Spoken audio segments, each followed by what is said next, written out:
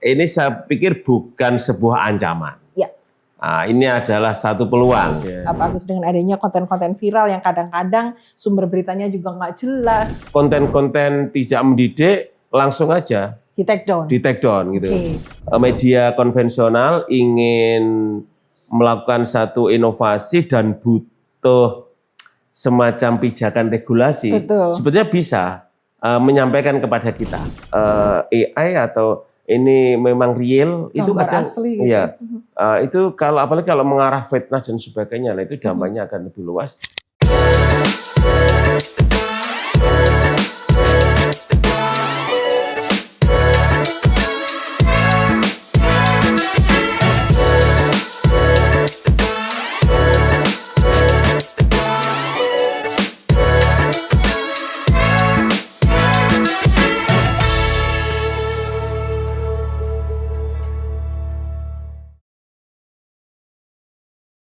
Assalamualaikum warahmatullahi wabarakatuh. Selamat datang di Ngode Ngobrol bareng Dewan ABTV. Bersama saya Risa Ismaya, kali ini kita akan kembali ngobrol bersama dengan narasumber yang luar biasa. Beliau-beliau yang hadir di sini pasti dari DPRD Provinsi Jawa Timur, di mana kali ini kita bersama dengan narasumber luar biasa dari Komisi A. Hadir untuk kita akan berbagi informasi untuk Anda. Dan kita hadir bersama dengan Bapak Haji Agus Cahyono, SHMHI. Beliau anggota Komisi A Dapil 9 Ngawi, Magetan, Ponorogo, Pacitan, Trenggalek dari fraksi PKS. Temanya juga luar biasa. Kita akan ngobrol terkait dengan tantangan dan peluang dunia penyiaran di tengah dominasi konten yang viral. Nah, kita akan ngobrol-ngobrol dengan beliau terkait dengan hal itu karena kita tahu sekarang ini di Indonesia atau bahkan di Jawa Timur sendiri mulai ada pergeseran di mana media-media konvensional seperti televisi dan radio mulai tergeser dengan adanya media sosial. Konten-konten yang viral yang ada sekarang ini akhirnya merubah bahwasanya sekarang konten viral itu semakin banyak disukai oleh masyarakat, terutama kaum muda. Nah, tentu di pergeseran tersebut ada sisi positif dan negatifnya. Seperti apa beliau anggota Dewan dari Komisi A DPRD Provinsi Jawa Timur akan memberikan informasi untuk kita terkait dengan materi hari ini. Kita sapa yang sudah hadir, Bapak Haji Agus Cahyono, SHMHI. Assalamualaikum Pak Agus, apa kabar? Waalaikumsalam warahmatullahi wabarakatuh. Sehat, Pak? Yeah, sehat Mbak Risa. Ini temanya juga lagi hype ini, temanya terkait dengan pergeseran sekarang ini media di mana orang lebih suka dengan konten-konten yang viral, Pak Agus sekarang ya. Kita insan-insan di media konvensional khususnya juga harus merasa deg-degan ini ya dengan adanya perubahan yang begitu luar biasa karena memang sekarang digitalisasi begitu masif begitu. Apa-apa sekarang yang terkenal pasti yang viral, yang sekarang ada di media sosial, lebih seperti itu. Nah, kalau yang pengen kita tanyakan nanti ke Pak Agus, mungkin dari POV-nya Pak Agus sendiri melihat, sekarang ini di Jawa Timur seperti apa sih, prediksi, bukan prediksi ya Pak, kalau menurut Pak Agus sendiri nanti bagaimana menyikapi dari sisi positif dan negatifnya. Kalau kita tahu sekarang soalnya terkait dengan yang viral-viral, Pak Agus, yang ada, itu bikin orang tua khususnya sekarang ini agak deg-degan karena tidak selalu ada dan mendampingi putra-putrinya ketika menyimak konten-konten yang viral di media sosial seperti Pak Agus.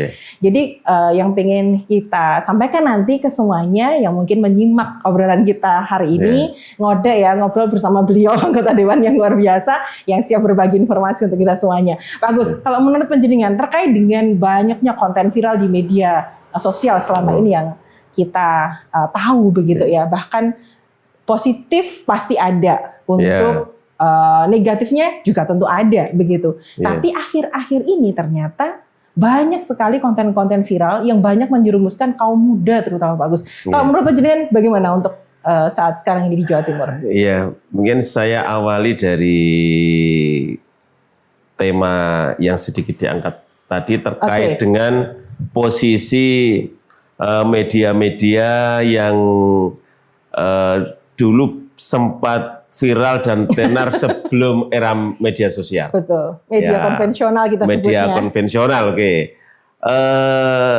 ini saya pikir bukan sebuah ancaman. Ini adalah satu peluang. Nah, itu pertama yang harus kita bangun dalam mindset kita. Karena media konvensional itu dulu pernah merajai kan. Betul. Nah, saya ini kan generasi milenial ya, kelahiran sekitar 70-an itu istilahnya ya. Dulu itu saya masih terngiang-ngiang sampai saat ini. Waktu saya dulu itu SMP, sebelum masuk kelas, itu kadang kita tuh ngumpul dulu di warung, di kantin sekolah. Nongkrong gitu. Nongkrong mendengarkan serial Saur Sepuh. Oh, kemudian Tutur Tinular. Tahun 90-an itu. Iya, itu waktu saya SMP. Ya, SMP tahun saya ya 88 89 itu. Artinya saat itu media radio itu juga apa itu namanya merajai. Ya sangat viral lah. Dulu siapa mungkin generasi saya yang tidak kenal. Saya masih menemui itu, Pak Gus. Oh lah ya. Berarti kita seumuran. Saur Sepuh kayak Saur gitu Sepuh ya. Brahma ya. Kumbara waktu itu Brahma ya. Kumbara ya, Tutur Tinular. Betul. Itu sebetulnya kan ada satu nilai yang ditanamkan. Misalnya sampai sekarang kan saya tahu, tokoh ini karakternya bagus. Oh, tokoh ini karakternya kurang bagus. Itu satu sisi ada satu penanaman nilai, penanaman budaya di generasi bangsa lewat media konvensional saat itu dan sangat viral dan digandrungi oleh seusia saya pada waktu itu. Nah, ini peluang sekarang bagi media konvensional.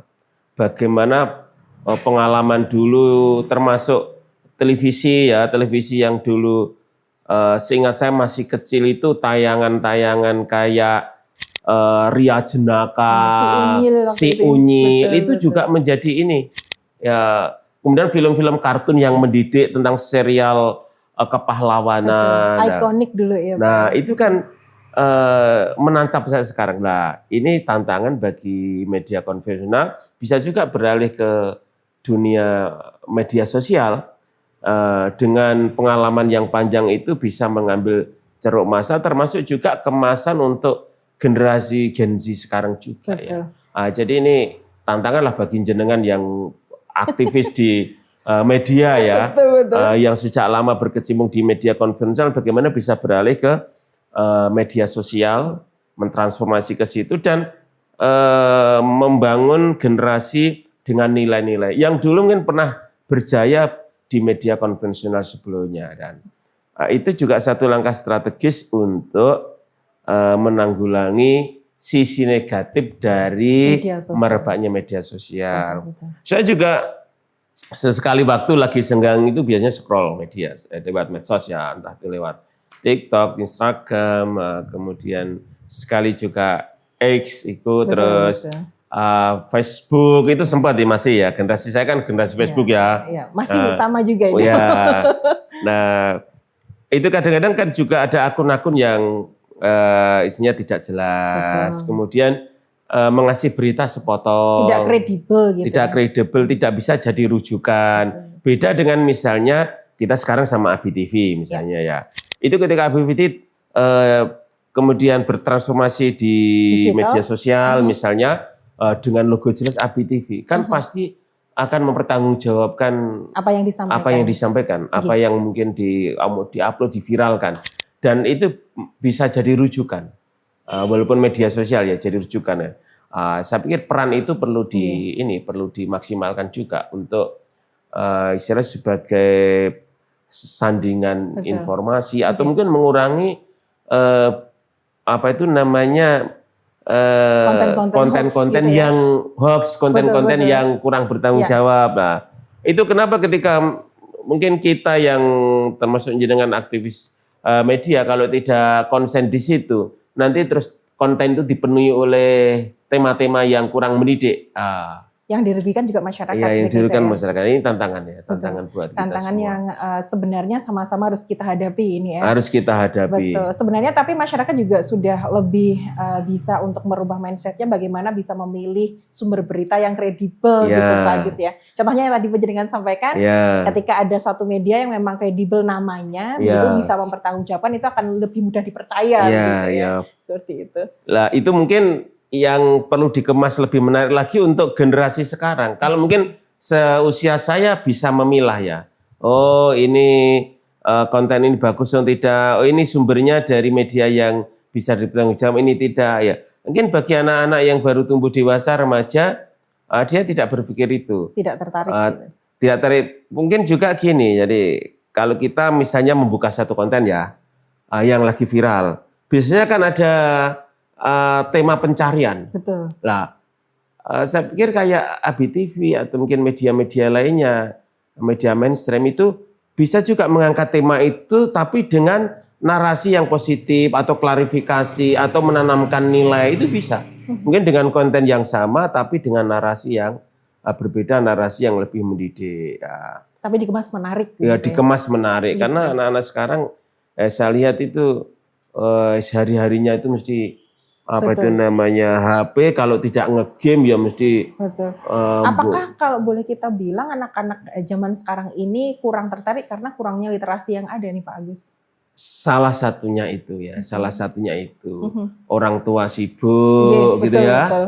Kemudian kadang-kadang mengambil jalan pintas, ini juga namanya bagi orang tua juga harus hati-hati. Misalnya orang tua lagi sibuk, nggak mau direpotin anak, cara yang paling jitu strategis apa Mbak Rizya? Yang ngomong HP-nya. Kasih HP, sudah. Betul, misalnya kita lagi sibuk, misalnya Iya. jenengan ngerjakan sesuatu, Betul. atau mau bikin berita, lagi editing, terus punya bocil. Iya.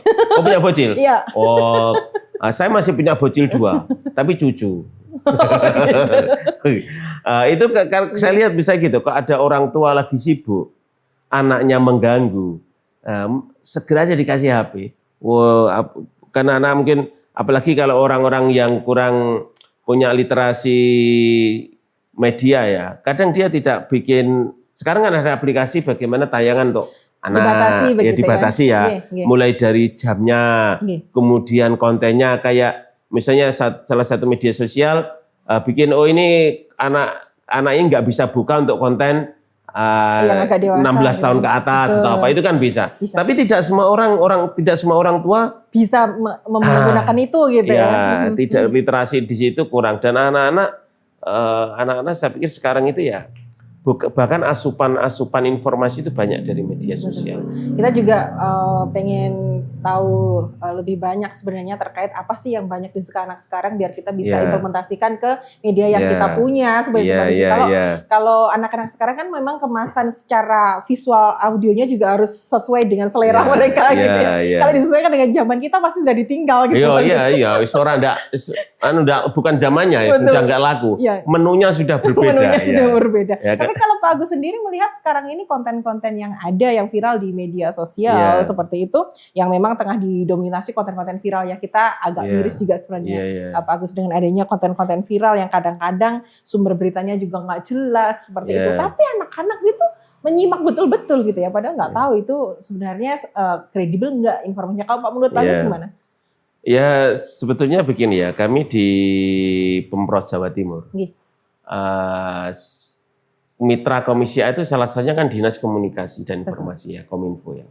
Itu juga punya satu kebijakan untuk membatasi artinya beberapa konten-konten yang isinya kurang mendidik. Itu sebenarnya bisa supaya tidak meracuni anak bangsa, itu bisa. Cuma kewenangannya, ya kewenangannya yang dibatasi. Kalau di Dinas Kominfo mungkin akan men-take down beberapa ya di lingkup Pemprov aja, yang di bawah kemenangannya. Tapi sebetulnya kalau pemerintah pusat itu punya kewenangan, misalnya kepolisian, Komdigi itu untuk atau lebih luas gitu. Apa istilahnya menteri sekarang, Menteri Komdigi lah itu bisa juga melakukan kan. Cakupannya lebih luas. Kewenangannya lebih luas. Bahkan di beberapa negara sekarang kan sudah menutup, tidak semua aplikasi, tidak semua media sosial bisa dibuka di suatu negara. Betul. Karena kebijakan pemerintahnya. Mungkin suatu saat Indonesia juga bisa jadi harus itu sama seperti oke lah, mungkin bukan media sosial, tapi mungkin konten-konten tidak mendidik langsung aja di take down gitu. Karena memang kalau orang kan sering konsen di dampak negatif ya, walaupun sebetulnya banyak sih dampak Efek positifnya juga ada. Misalnya Mbak Risa suka jualan online. Iya, betul. Wah, itu. Ya. Personal branding, Pak. Ya kan, kan beberapa sekarang kan produk-produk entah jasa atau barang itu bisa kita lihat dengan mudah di media sosial. Itu satu sisi positifnya. Jadi harapan kita termasuk kita di provinsi di Komisi A ya kita sering juga melakukan sosialisasi bertemu dengan warga. Misalnya saya di masa reses pun, masa reses bertemu dengan warga itu selain menyerap aspirasi itu kita sampaikan. Ya. Sambil ngobrol di warung kopi. Iya, kan kalau reses kan resmi ya, kita mengundang sekitar 100 orang, 100 tokoh. Nah, itu tema-tema terkait dengan dampak media sosial, bagaimana kita cerdas dalam bermedia, itu kita sampaikan. Di luar reses pun juga seperti itu? Oh, di luar reses ada mungkin Kundapil, atau ketika saya di forum-forum undangan, misalnya kadang ada pengajian umum saya diminta jadi pembicara, atau ngobrol dengan tokoh, dengan kepala desa itu saya selipkan supaya dampak negatif dari media sosial itu ya sedikit banyak bisa bisa dikurangi. Kalau terkait dengan era digital memang kita harus siap-siap ya Pak. Era digital sekarang semakin masif untuk memberikan konten-konten yang menarik memang yang sangat diminati anak-anak sekarang. Berarti tadi yang disampaikan Pak Agus saya tangkap bahwa media konvensional seperti kita di media TV atau di radio harus lebih kreatif lagi untuk bisa memberikan yang terbaik begitu. Cuman untuk regulasi penyiaran saat ini Pak Agus bagaimana agar bisa mengimbangi media sosial itu yang mungkin pengen saya tanyakan ke Pak Agus ya. Ya sebetulnya ada kelonggaran ya secara regulasi ya bagi media konvensional untuk berkreasi atau berkreativitas atau berinovasi ya. Ya selama konten-konten itu mendidik dan bagus saya pikir tidak ada masalah, apalagi ketika masuk di dunia media sosial ya. Atau kalau misalnya nanti media konvensional ingin melakukan satu inovasi dan butuh semacam pijakan regulasi, sebetulnya bisa menyampaikan kepada kita. Kan misalnya ke Komisi A bisa. Mungkin secara informal, misalnya WA ke saya ini bisa, atau misalnya sesekali teman-teman dari insan media konvensional ya bersilaturahmi di Pemprov Jawa Timur. Minta audiensi gitu ya. Ya audiensi atau lewat media penyiaran juga bisa. Nanti bertemu dengan teman-teman di KPID juga. Ya bisa KPID nanti bertemu dengan Komisi A. Nah, kebetulan selain saya di posisi di pimpinan Komisi A, saya juga di Badan Pembentukan Peraturan Daerah. Di anggota Bapemperda. Dan ini kemarin beberapa permasalahan di lapangan muncul seperti yang baru masuk aspirasinya itu dari ojek online. Ojek online itu minta perlindungan tentang beberapa kasus yang menimpa mereka ya. Soal trayek, soal tarif, soal komplain konsumen dan sebagainya, itu banyak permasalahan lah. Jadi problem-problem yang dihadapi oleh teman-teman di ojek online itu kemarin juga disampaikan dan sekarang sudah ada draft awal ya untuk kita bikin regulasi untuk melindungi mereka. Nah, nanti kita bisa juga dengan teman-teman di insan media, misalnya tadi dari radio, dari TV, di lingkup Jawa Timur, ingin pijakan regulasi bisa. Nanti audiensi. Mungkin Japri sama saya komunikasikan dengan teman-teman dengan Sekwan bisa. Bisa. Nanti untuk audiensi bagaimana membicarakan terkait dengan regulasinya ya Pak ya. Kalau KPID Pak, kita berbicara tentang KPID gitu ya. Untuk peran KPID sendiri yang kita tahu sekarang kan yang punya rambu-rambu yang bisa ini kan KPID Pak. Untuk menjaga kualitas konten yang sekarang ini memang banjir informasi ya Pak. Peran KPID ini kalau menurut Pak Agus seperti apa sekarang ini Pak? Ya, KPID bagian dari mitra kita juga ya. Mitra Komisi A ya ada. Kalau Komisi A itu kan ada Kominfo. Ya, itu kan ada mitra yang OPD horizontal, artinya instansi di bawah Pemprov di bawah Pemprov. Ada instansi vertikal di luar yang langsung instansi yang langsung ke pusat. Kayak misalnya KPUD, Bawaslu, Polri, TNI itu mitra kita, BNN termasuk KPID. Nah, itu mitra kita. Ya. Di luar OPD. Ya, di luar OPD dan beberapa waktu yang kemarin juga KPID beberapa kali bertandang ke kita komunikasi termasuk juga mensikapi tentang ya merebaknya. Ini juga dibahas, Pak.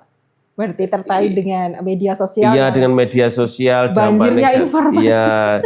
Termasuk keluhan seperti sekarang media konvensional radio yang la yamutu wala yahya, jadi tidak mati tidak hidup ya, atau hidup segan mati tak mau. Ini banyak ya Pak Agus itu ya. Ya kemarin termasuk beberapa radio yang mungkin tidak punya izin atau mau izin kesulitan dan sebagainya, itu kan ranah dari KPID. Ya itu tetap kita bantu. Kan di beberapa daerah saya lihat ya masih eksis. TV-TV lokal, kemudian radio masih eksis. Ya. Itu yang jadi PR-nya banyak orang, bagaimana nanti juga dari Komisi A mungkin ada bukan konfirmasi ya, ada semacam kolaborasi dengan berbagai tadi OPD, kemudian mitra yang di luar OPD juga, bagaimana nanti konfirmasi terkait dengan membuat konten-konten informasi yang bagus yang bisa diterapkan di media konvensional, disebarluaskan juga melalui media sosial gitu ya. Sebetulnya saya itu juga berpikir ya, cuma sekarang pemerintah Provinsi Jawa Timur lagi dalam posisi keterbatasan. Betul. Misalnya kita bisa juga mengalokasikan anggaran, bisa lewat Kominfo atau hibah ke KPID, misalnya untuk pelatihan-pelatihan bagi insan media, termasuk dari media-media konvensional, bagaimana kita bikin konten yang menarik, bagaimana itu sebenarnya kita ingin juga mendampingi dan ikut hadir di kalangan mereka dengan kita mengalokasikan anggaran. Itu sudah terbesit. Saya dan pernah juga saya sampaikan di Komisi A DPRD Provinsi Jawa Timur. Cuma tahu ya posisi sekarang ya, efisiensi luar biasa, termasuk di Pemprov Jawa Timur tuh kalau orang bilang apa mungkin Dewan itu anggarannya kena efisiensi, kena juga. Kita semua kena. Jadi anggota Dewan itu walaupun dia yang membahas, dia yang memutuskan, mengesahkan APBD, tapi juga kena efisiensi. Semua terkena imbas. Semua.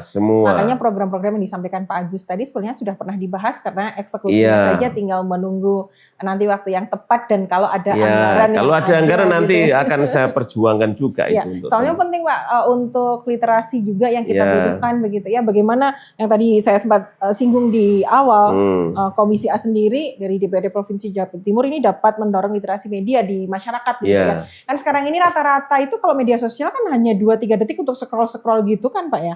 Kalau kita di media lebih menekankan ke literasi, dan tadi yang disampaikan Pak juga sosialisasi juga bisa disampaikan terkait dengan literasi, itu lebih juga merubah mindset masyarakat bagaimana menerima berita itu dengan tidak hanya scroll gitu Pak, hanya sepotong-sepotong berita yang ditangkap, akhirnya kan biasanya di-share lagi tuh Pak, timbullah berita hoax yang sekarang ini banyak menyebar begitu. Kalau Pak Agus menyikapi hal tersebut seperti ini mungkin bagi orang-orang yang literasinya cukup seusia kita ya, mungkin akan bisa istilahnya memilah berita. Ini berita ini hoax atau tidak, ini berita yang bertanggung jawab atau tidak. Dan memang tren konten tren konten itu kan bikin penasaran bagi pemirsa. Jadi ketika menayangkan sesuatu, narasinya tidak jelas. Bahkan termasuk kejadiannya di mana, kapan, itu kadang kan nggak muncul di konten media itu.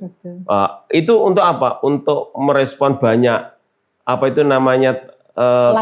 komen, like dan sebagainya. Itu akhirnya kan kalau saya lihat misalnya kok ada kontennya nggak jelas. Itu saya buka komentarnya para netizen itu. Wow, ini bro, saya kira, dan itu memang yang dicari. Jadi pengen dapat banyak komen, banyak likes, banyak. Yang gawat itu sekarang AI juga bertebaran seperti itu Pak. Kadang-kadang yang disampaikan Pak Agus tadi. Ya, dan itu nyaris bagi orang awam nggak bisa membedakan. Ini produk AI atau ini memang real, itu Gambar kadang asli gitu. iya. Itu kalau apalagi kalau mengarah fitnah dan sebagainya, nah itu dampaknya akan lebih luas. Apalagi kalau itu jadi sumber berita dan viral, ya, itu akan sangat membahayakan. Viral, kemudian ditirukan oleh anak-anak sekarang Nah. sampai timbul akhirnya Ya, apa ya istilahnya sisi negatif dari viralnya sebuah konten Ya. gitu. Yang akhir-akhir ini juga sering terjadi, kita ambil contoh beberapa anak yang mengambil satu informasi Ya. yang akhirnya dia diterapkan di dirinya begitu Iya, ya. iya, iya. Akhirnya banyak sekali kejadian-kejadian tidak terduga akhir-akhir Nah, ini. iya. Pak Agus menyikapi itu pribon? Ya, ini untuk poin itu, ya harapan kita peran orang tua ya, keluarga. Jadi misalnya anak-anak harus dibatasi juga. Penyaringan informasi. Minimal misalnya kalau anak-anak mungkin usia SD atau yang masih beranjak dewasa, dia pegang HP itu dibatasi. Waktunya juga. Waktunya. Jadi kapan mungkin orang tua memberikan kebebasan kepada anaknya untuk pegang HP satu. Yang kedua, orang tua menyempatkan diri lah melihat histori tayangan yang dilihat anak-anak. Kan bisa kan kita cek ya. Oh ternyata ketika misalnya kok yang dilihat anak-anak kita ini berbahaya, kita mengajak diskusi dengan baik apa itu. Dan itu juga pernah saya lakukan di anak saya. Saya masih punya anak yang kecil, anak nomor 5 itu SMA kelas 1. Ya, remaja. Ya alhamdulillah kebetulan dia itu di pesantren. Tidak boleh pegang HP. Lebih bisa mengawasi kalau gitu. Lebih bisa mengawasi dan 24 jam tidur di aktivitas di pondok. Pegang HP kalau pas dijenguk orang tua atau lagi ngerjakan tugas dan pakai laptop online. Dan kita juga kadang ketika lagi liburan itu saya sama ibunya ya terutama itu dilihat. Oh apa yang sering ia lihat, apa konten yang ia sukai. Riwayat pencarian. Ya riwayat pencariannya apa. Kemudian ya kalau ada hal yang kira-kira kurang pas. Ya biasanya kita berdiskusi apa maksudnya kok senang konten ini dan sebagainya. Hal-hal positif yang hadir melalui media sosial, konten viral dan sebagainya memang ada sih Pak Agus ya. Ada. Cuman sisi negatifnya kita juga harus siap-siap karena seiring sejalan biasanya ya. Negatif positifnya. Cuman yang terakhir yang sekarang lagi hype itu adalah konten-konten yang dibikin oleh kreator yang ada di media sosial gitu. Bagaimana akhirnya kreator itu lebih bisa menarik minat penonton atau yang audiens untuk melihat kontennya daripada melihat media-media konvensional misalkan. Nah kalau misalkan kolaborasi antara konten kreator dan media konvensional yang ada sekarang ini, menurut Pak Agus yang paling ideal nanti yang harus dilakukan seperti apa kira-kira? Ya itu saya pikir langkah antisipasi yang strategis ya. Jadi konten-konten kreator itu ada satu forum ya, termasuk dengan insan media konvensional, termasuk dengan pemerintah bisa. Dan saya itu pernah menggagas juga. Jadi kan beberapa kegiatan di anggota DPRD itu bisa bertemu dengan warga. Ada sesi sosialisasi. Salah satunya perlu juga membentuk forum itu. Jadi sosialisasi aktivis media sosial, termasuk dengan insan di media konvensional, termasuk tadi yang saya usulkan. Jadi ada literasi, ada pelatihan, ada pendidikan bagi para konten kreator dan nanti juga harapan kita ada regulasi yang melindungi masyarakat terkait dengan para kreator, para konten kreator, kalau memang dia itu bikin produksi konten yang tidak mendidik, ya bisa lah kasih peringatan. Kalau memang tetap berjalan dan itu dampaknya sangat negatif, kan bisa berujung dengan memblokir konten, itu sebenarnya bisa dilakukan. Cuma mungkin kurang konsen aja ya kita. Atau juga kadang-kadang kita ini dilema terkait dengan kebebasan berpendapat. Betul.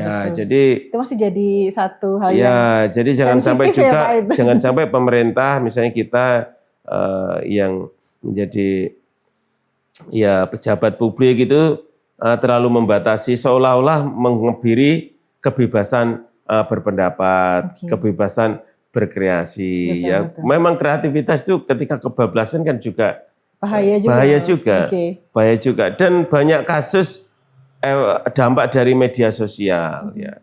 Termasuk dulu pernah kita bahas terkait dengan majunya digitalisasi,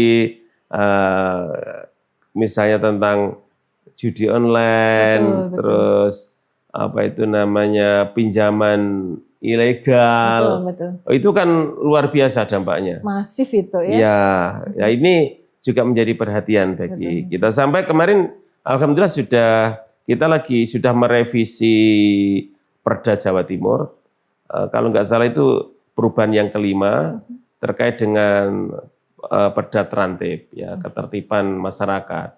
Salah satunya itu ada pasal terkait dengan pinjaman ilegal, pinjaman online ilegal dan judi online. Itu masuk, ya, itu menjadi ranah bagi mungkin OPD terkait, termasuk Satpol PP dan sebagainya, itu bisa melakukan satu langkah-langkah strategis sebagai bentuk lebih pada antisipasi dan edukasi kepada masyarakat supaya tidak terbuai dengan judi online. Itu kemarin sudah ada penindakan lah gitu ya dari OPD terkait mitra. Ya kalau penindakan sih sebetulnya itu kewenangannya dari aparatur ya penegak hukum. Itu untuk penindakan. Kita di Pemprov lebih kepada pencegahan. Tindakan preventif yang preventif untuk masyarakat, termasuk dampak negatifnya apa kan beberapa kasus KDRT bahkan pembunuhan itu akibat dari dampak ini majunya dunia digital. Betul. Karena judi online itu. Akhirnya timbul masalah-masalah baru setelah itu. Gitu. Kita tidak berharap istilahnya munculnya banyak konten-konten di media sosial juga akhirnya berdampak negatif. Kan beberapa kan dampaknya fatal di anak-anak ya, di anak-anak terutama ya. Nah itu termasuk ya ini Mbak Risa juga harus punya konsen juga ke sana menjadi bagian daripada solusi lah. Sebenarnya sebagai kita di TV atau di radio begitu Pak Agus tidak begitu terganggu dengan adanya media sosial, bahkan kita memanfaatkan itu sebagai upaya untuk menyebarluaskan informasi melalui kita yang tadi saya sebutkan di awal, media-media mainstream yang kredibel pasti akan selalu dipercaya oleh masyarakat karena ada yang mempertanggungjawabkan informasi yang disampaikan gitu kan. Tinggal bagaimana kita mengolah kreativitas atau suatu konten menarik seperti yang dipunya konten kreator untuk menarik penonton begitu kan. Itu PR-nya. Itu PR-nya itu sebenarnya kita. Iya kan kalau media konvensional tapi yang menjadi rujukan masyarakat sudah jelas kan harus hati-hati. Betul. Ketika misalnya mau menyampaikan berita kan harus jelas. Kalau enggak bisa bahaya juga. Kalau enggak bisa ada somasi nanti.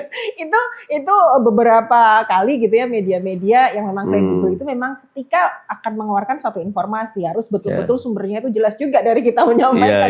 Seperti ini tadi konten atau terkait dengan penyiaran atau terkait informasi dari komisi apa sih saya akan langsung ke sumbernya dari panjenengan gitu ya. Itu kan sumber yang kredibel yang kita punya yang kita share juga nanti di media sosial juga nanti informasi-informasinya. Tapi bagus sebenarnya dengan apa yang kita tahu hadirnya banjirnya informasi yang sekarang ini kan kebanyakan hoax begitu ya. Sebenarnya sebagai seorang yang hidup di era dulu sebelum ada digital dan era digital, mungkin Pak Agus dan juga saya begitu ya sudah paham sekali bagaimana membedakan informasi itu diterima dengan benar gitu ya. Kalau dari tipsnya nih dari Pak Agus untuk teman-teman yang sekarang ini, teman-teman muda lah, didominasi untuk yang produktif sekarang ini pasti Gen Z ya Pak Agus. Gen Z yang sekarang ini lebih banyak untuk mengakses media sosial itu. Tipsnya untuk biar bisa menjaga kita dari berita-berita yang hoax itu gimana Pak Agus? Jujur ya, kalau saya itu membuka media sosial itu bukan tidak dalam rangka untuk menggali informasi, tidak sebetulnya. Kalau saya itu lebih hiburan. Refreshing. Iya, jadi ketika apa namanya lagi cantel, lagi jenuh, lagi apa, itu saya buka medsos. Tujuannya apa? Hiburan aja. Walaupun di situ ada berita, ada apa itu, kalau saya sih tidak menganggap itu satu sumber berita yang valid. Kecuali misalnya kasus-kasus beberapa kasus diupload di media sosial, bisa kemudian saya langkah selanjutnya adalah mencari sumber berita dari media yang kredibel. Oke. Saya searching. Gitu. Iya, jadi searching. Oh, lewat ini saja. Oh ternyata beritanya begini. Nah baru. Jadi lebih sebetulnya kalau saya membuka medsos, itu untuk hiburan aja. Hiburan, nah gitu. Itu bagi kita yang sudah bisa memilah Iya, informasi ya Pak ya. iya. Tapi sebetulnya nggak tahu ya kalau anak-anak itu ya, kalau remaja, kalau apalagi yang di bawah remaja yang mau beranjak di remaja itu nggak tahu saya ya. Dia konsennya di mana. Cuma memang ya itu tadi yang saya sampaikan untuk anak-anak, tips untuk anak-anak yang belum mampu berpikir positif atau mungkin belum balik, gitu ya. belum balik itu belum mampu membedakan mana yang baik mana yang buruk, ini bermanfaat atau tidak. Ya orang tua yang harus melakukan pengawasan kepada anak gitu.